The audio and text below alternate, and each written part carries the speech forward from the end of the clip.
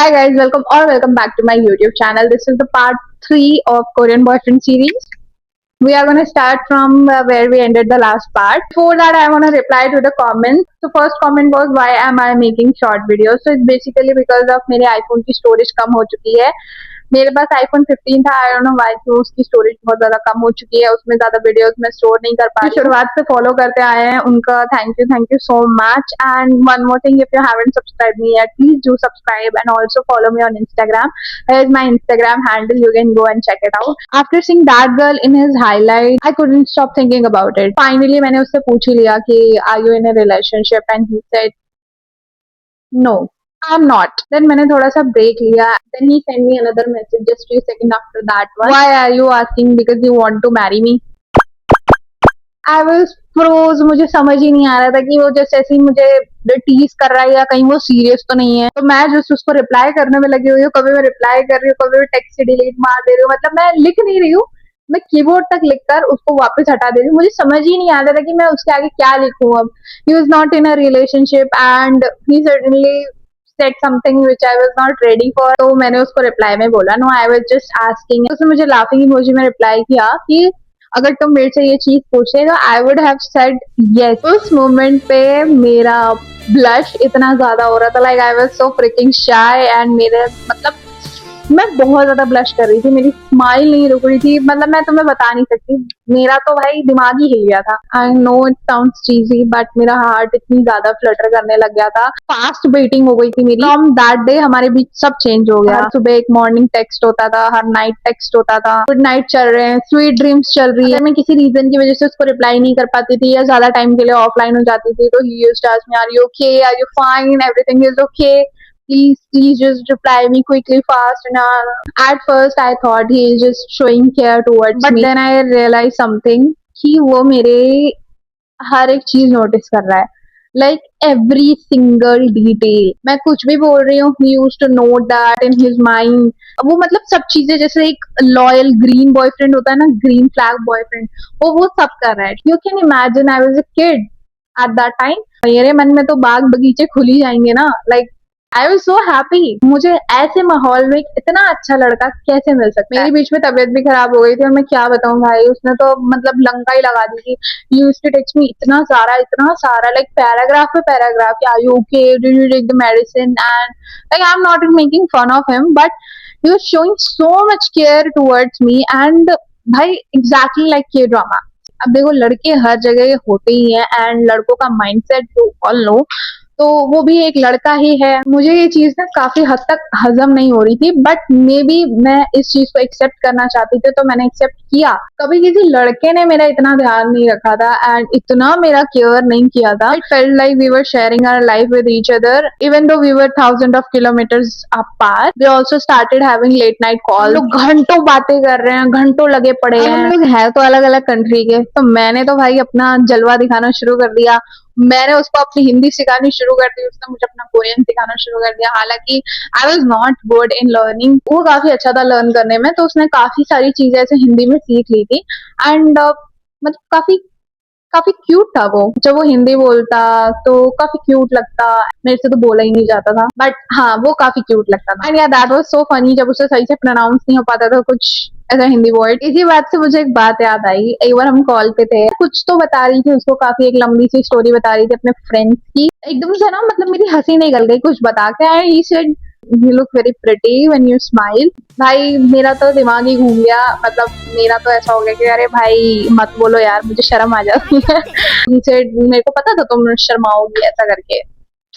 Very gentleman behavior. After all this, everything looked perfect outside. He was sweet, he was caring, he was supportive, talked every single day. But अंदर ही अंदर मुझे कुछ अजीब सा ही लग रहा था. I don't know if you have ever experienced this. Sometimes your heart is happy and your mind is scared at the same time.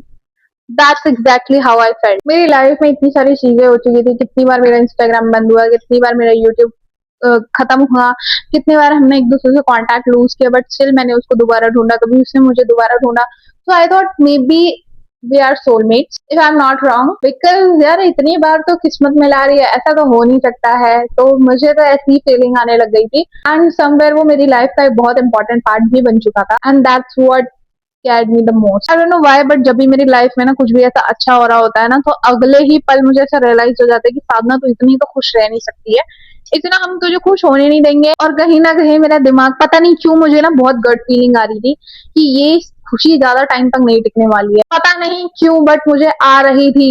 मैं कोई झूठ नहीं बोल रही हूँ। अब क्या होता है ना, मेरे एग्जाम्स आते हैं, ठीक है, मेरे एग्जाम्स आते हैं और मैं उनसे बोलती हूँ कि मेरे को ना ब्रेक चाहिए, मेरे एग्जाम्स आ गए हैं, तो मैं इंस्टाग्राम कम यूज करूंगी। इवन तो मैं इंस्टाग्राम डिलीट नहीं मार रही हूँ, कहीं मेरी आईडी दोबारा हट गई तो मैं कहाँ से ढूंढ के लाऊंगी उसको। तो मैंने यही बोला कि मैं इंस्टाग्राम बंद कर रही हूँ, I am just taking a break. तो वाज लाइक, हाँ हाँ तुम पढ़ो अच्छे से, अब तो भाई मेरे को मेहनत से पढ़ना है, ठीक है।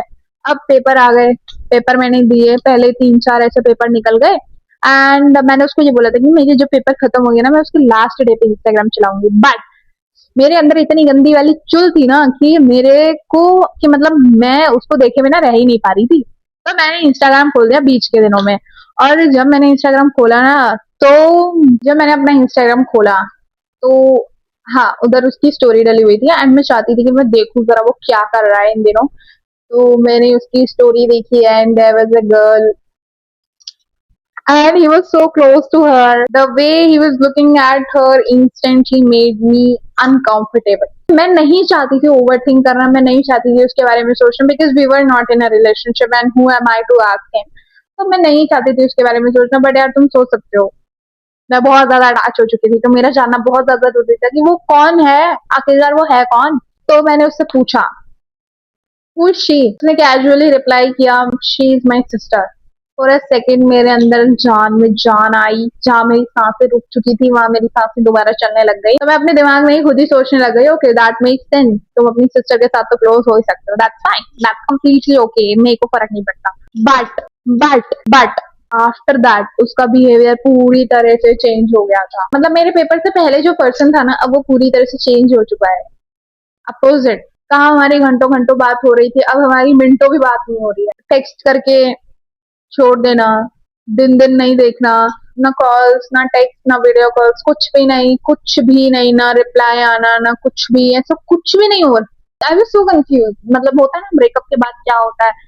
तो हाँ, मैं उस वाले फेज में जा चुकी थी। The guy who used to remember every single detail about me started forgetting our conversation. Sometimes he do leave me on scene. Sometimes he do reply but in one word. मैं उस पर विश्वास करना चाहती थी और मैंने विश्वास किया भी, बट somehow मेरी गट फीलिंग कह रही थी कि अब कुछ ठीक नहीं हो रहा है, कि कुछ तो गड़बड़ है, कुछ तो बदल रहा है, बट मैं उसके बारे में समझ नहीं पा रही हूँ कि क्या बदल रहा है। अब मेरे फीड में एक पोस्ट आती है that was very random, like तुम मारोगे नहीं कि मेरी किस्मत कहाँ से कहाँ जाती है, ठीक है। म्यूचुअल्स की वजह से आई गेस वो पोस्ट मेरे पास आई एंड आई सॉ उसमें वही लड़का मिनहू था and with a girl and they were kissing each other. Can you imagine, अगर वो पोस्ट मेरे पास नहीं आती तो मैं उस चीज के बारे में सोचती ही रह जाती, बट वो लकीली मेरे पास पोस्ट आई। वो जो पोस्ट कार्ड वाला फोटो होता है ना, तो वो वाला फोटो था एंड उसके ऊपर स्टिकर लगा हुआ था। The moment I saw it felt completely numb, my hands were literally froze. मैं पूरी तरह से, मतलब ऐसा हो गया था ना कि मैं पूरी तरह से ब्लैंक हो गई थी कि अरे यार ये क्या। भी मैं अपने आप को समझाने का ट्राई कर रही थी कि काश ये चीज गलत निकल जाए, काश मैं ही कुछ मिसअंडरस्टूड कर रही हूँ, मैं ज्यादा सोच रही हूँ, ये वो नहीं है ये। क्योंकि बहुत सारे कोरियन लड़के एक जैसे दिखते हैं, तो मैं अपने आप को ऐसे संभाल रही थी, अरे नहीं नहीं ये कैसे हो सकता है, ये तो नहीं है वो। उस लड़की ने जिसको टैग किया हुआ था ना, उसके टैग में जाके भी वही निकल रहा था। तो अब तो यार अगर मैं ना मानू तो वो तो मेरी बेवकूफी होगी, क्योंकि कोई अपनी सिस्टर को किस तो नहीं करेगा। अब मैं एक चीज से तो बिल्कुल ही क्लियर हो चुकी थी that she is not her sister. Okay guys, तो आज की स्टोरी यहीं तक, कि मैं आगे का पार्ट नेक्स्ट पार्ट में बताऊंगी and next part is going to be very exciting, because मेरी आज की स्टोरी फुल हो चुकी है। मैं जैसे जैसे वीडियोस डिलीट मार मार के आगे का पार्ट शूट कर रही हूँ। तो हाँ, आज के लिए बस इतना ही। थैंक्स फॉर वॉचिंग एंड आप कमेंट्स में कुछ भी बोल सकते हो, जो भी आपको बोलना है, that's all up to you. Thanks for watching, bye bye, love you all.